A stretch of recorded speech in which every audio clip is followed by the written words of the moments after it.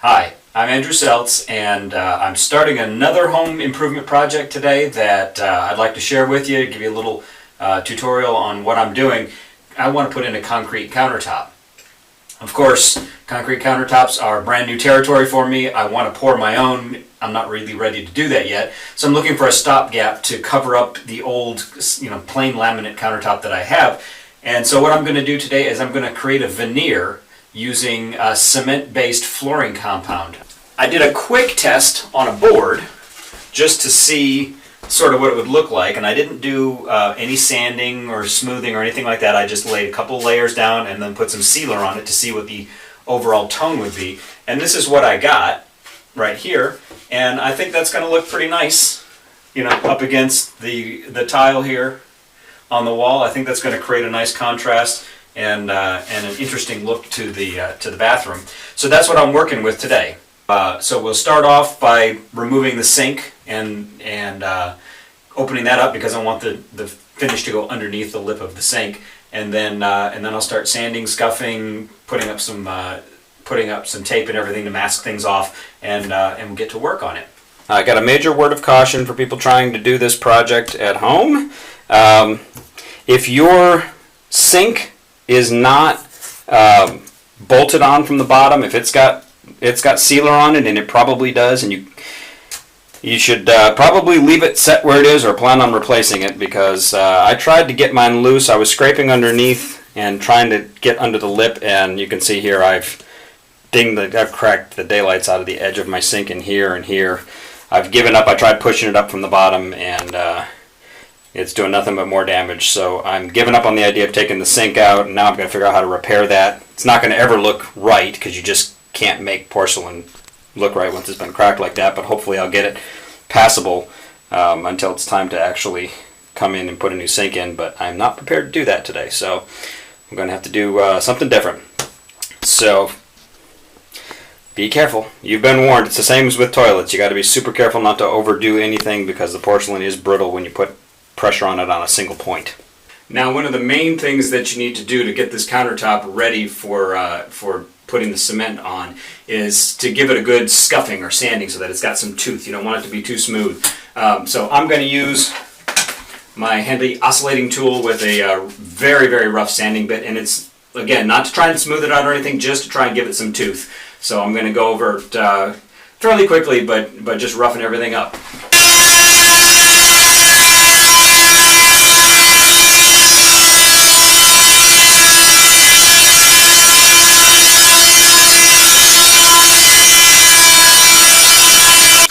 Now if you take a close look here, you can see I didn't tear up too much, but there's just a little bit of a surface scratch. I don't know if it's going to come through real well in the video, but you can see it's kind of dull, and when you put your fingers to it, you can feel just a little roughness to it. I'll give that a good wipe down to get all the dust up, and then I'll be ready to go. Okay, so the sanding's done. I also went and put an edge of tape around the perimeter, so that'll keep the cement compound off of the tile, and of course my massively unsuccessful attempt to remove the sink means I have to tape around that as well.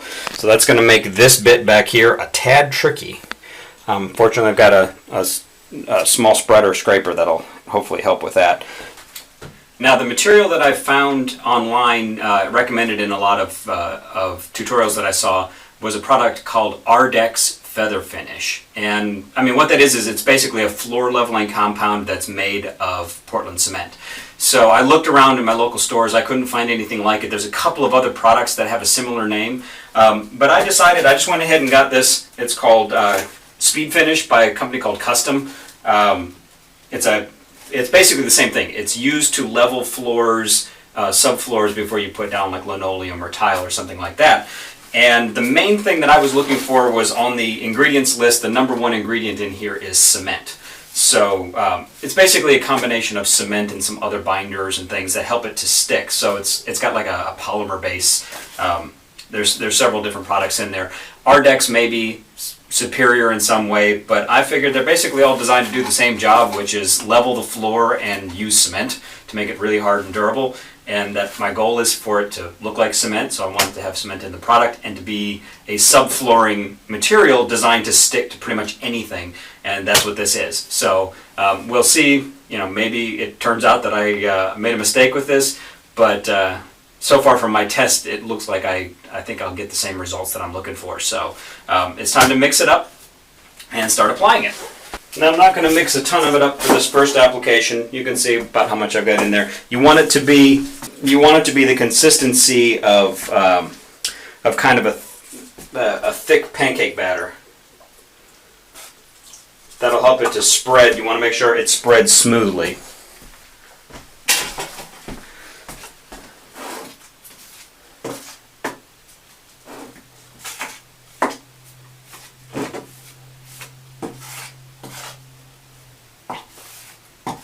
So you can see about the finish, the thickness I have here. It'll hang a little bit, but it's relatively smooth, and that'll give me good spreadability here, and it'll also level itself out. So what you want to do all right, so now it's time for application, and nothing too terribly complicated with it. You just want to spread it out with a spreader and get a nice even coating. The main thing is you want to coat everything, get into the cracks, and get yourself a good, firm, smooth base coat all the way around everywhere. So that's step number one. Just get in there and give it a good coating. Now you do have to work relatively quickly because it's got a short open work time.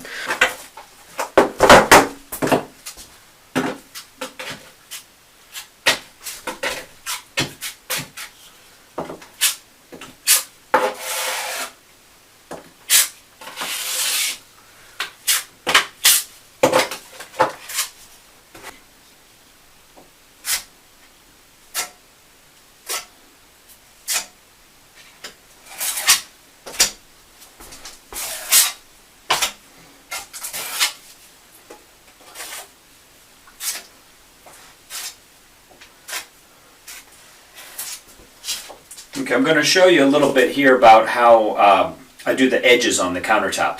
I would, if I'd done this, if I was starting over again, I would sand more off the edges to give myself a little bit of a kind of a cut on the edge of the countertop so that there's room to put more material to get it a little bit thicker.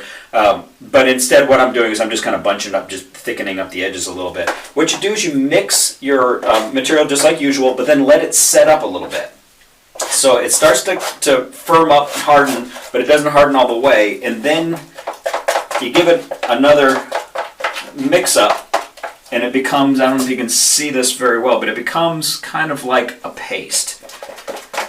And then you got to move pretty quick once it gets to this stage. And then I just use a rubber glove. I just got some pack of latex gloves, and just use these to grab the material and just kind of spread it onto the edges. And you want to get it on a little bit thick because you can sand it back down, but you want to get a good coating on there first.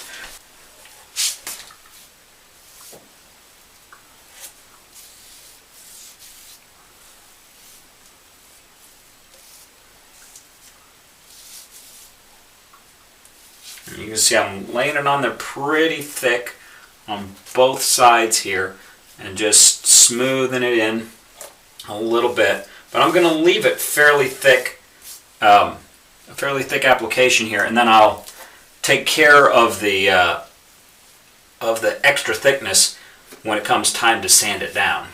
So you just kind of, it's like playing with Play-Doh. Have a little fun with it, and just make sure you don't make it too thin so that you end up sanding through it back down to the original material, because that's tedious and disappointing. Here's the edge after I've applied the materials. As it got a little bit harder and harder set up, it became like a really stiff clay. And then I took that material after I kind of spread out the edges and rolled over the edges. Then I took that material that was really hard and just kind of worked it into the corners and built up my corners to get a nice square corner there. And then I also came in to this end and shaped and kind of oversized this corner a little bit, so that way I have a nice firm amount of material at the ends to strengthen up those corner bits that are, I'm sure, going to take a little bit of abuse. But now I just have to let that dry. I'll sand it back and feather it a little bit on the edges, and then I'm going to apply my final coat, hopefully my final coat, to the surface here and the backsplash, and I will be ready to dry it out and then sand it and seal it. One more little detail I picked up from a tutorial I read online is when the material is still soft enough to cut but set up, is to go back along your edges and cut with the edge of your blade. I don't know if you can see that real well, but to cut a line in there so that you can get a feeling of separation along the edges, so that it feels like something that was actually poured in place and not just kind of blobbed up in the corners. I'll probably go back in and caulk that to give it a nice finished edge when it's done. So here's the countertop with the final coat of floor leveling compound on it. And I haven't done any sanding yet. I'm letting it get a good hard cure, but you can see I tried to work it really smooth, as smooth as I could get it. It's still not perfect, but some of that will sand out. It will look better. You can see I've built up and built up and built up the edge. I started by working up the sides and the top edge all the way across. Then I went up and did the faces of all of the backsplash, and then I let all that dry. I used a hair dryer to speed it up a little bit, but I got all that to dry off, and then I came in finally and did the top and did nice broad even strokes as best I could. And obviously it's harder with the sink here. I had to work it with a smaller tool, but I brought it all over the top, and so I kept meeting this bottom edge with the top edge, and that just keeps building more material on the edge, so that when I finally knock all this material off the edges, all this last rough bits, I'll have a nice solid thick edge underneath all of that, and then I'll round it off with the sandpaper and it'll be very, very smooth. So next stop is to sand everything off. Well, I'm ready for the last step. I went through and gave this whole thing one more sanding with a very fine grit. I think it was a 220 grit sandpaper, and that really kind of finished out the texture, gave it a real nice, very smooth finish. You could go even finer grit than that if you're really trying to get a sort of polished look. It left a lot of work marks in it, so I kept working in a swirling pattern to even things up. But now I've got it all masked off, and I'm ready to spray on some sealer. And the way I'm going to seal this countertop is first I'm going to put down stone surface sealer. This is it says granite and marble, but you can use this for any kind of porous stone, and this qualifies. So I'm going to lay this down. It's a spray-on. You put it on. You're supposed to basically keep the surface damp with the materials. Just keep misting it, misting it, misting it until about 10 or 15 minutes have passed. So I'll soak the whole surface with this, leave it sit for 10 or 15 minutes, then let it dry and cure. Once it's cured, then I'll go back in with wax, and I'll use a carnauba wax, just basically a car wax, but a pure carnauba wax, and then wax the whole surface down, and then wait for that to haze over, give it a final polish out, and then it will be good to go, and we'll start using this bathroom. So it's important, you got to use your mask for this one, because you don't want to breathe the vapors. This particular product has Teflon in it, it says, so hopefully that'll be a little extra surface protection as well. So, and it's on to the finishing work. It's almost done.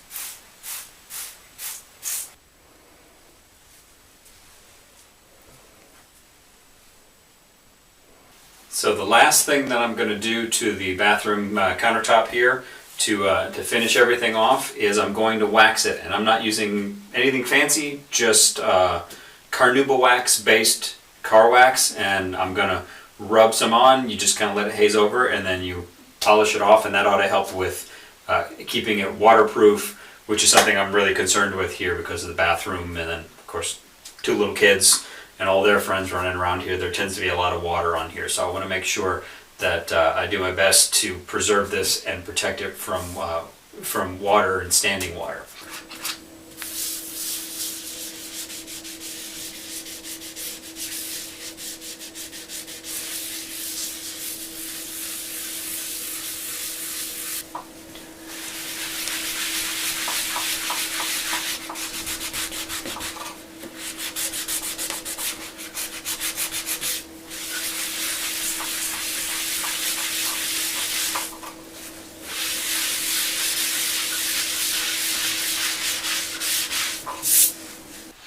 Well, overall, I'm really pleased with the way that this countertop project came out. It looks fantastic. Matter of fact, my wife wants me to do the entire kitchen floor this way, so I'm going to look into seeing whether that'll actually work.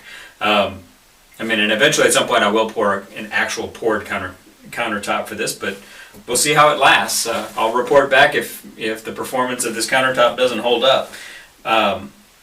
Couple of tips I would recommend. I mentioned earlier that I definitely would sand off as much as I could off the edges to give you a little more room to pack in the material so that you get a good thick edge base. So I definitely would spend a little more time knocking off the edges, kind of giving them maybe a little 45-degree slant and giving a little extra room there. Other thing is be really prepared for dust. Make sure you have a shop vac or something like that because it kicks up a ton of dust.